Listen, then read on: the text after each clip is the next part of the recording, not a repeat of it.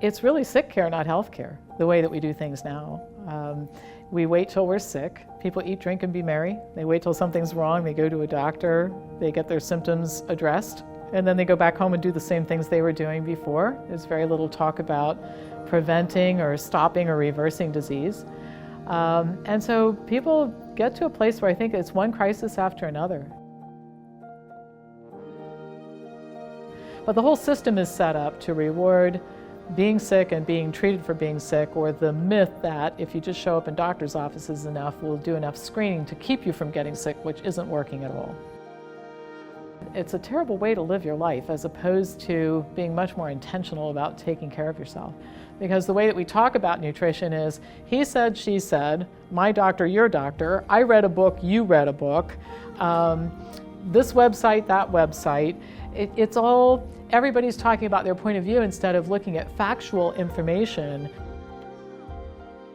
Most of the messages that people are getting every day are totally the opposite of what they should be hearing. Not scientifically based. So we have to do something about all the erroneous messages that people get that are leading them astray. The first thing is we have to start educating people about what health really is. Part of the problem is that many people who I encounter think that they're healthy because they haven't been diagnosed with something, and that's patently false.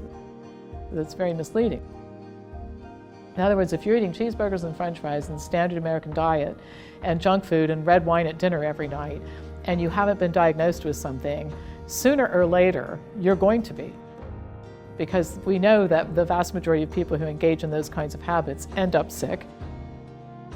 That's why our healthcare bill in the United States is $3.5 trillion and going up right now, is because of that behavior.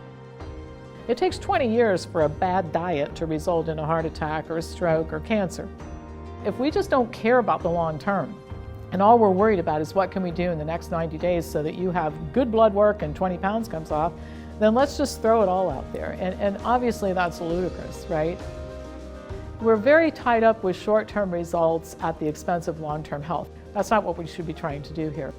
You can do a lot of things in the short term that look just fabulous. It's the long term that nobody wants to pay attention to. It's a plant-based diet. It's a whole foods, low-fat, high-fiber, plant-centered diet. It's the diet that is eaten by the healthiest people on the planet.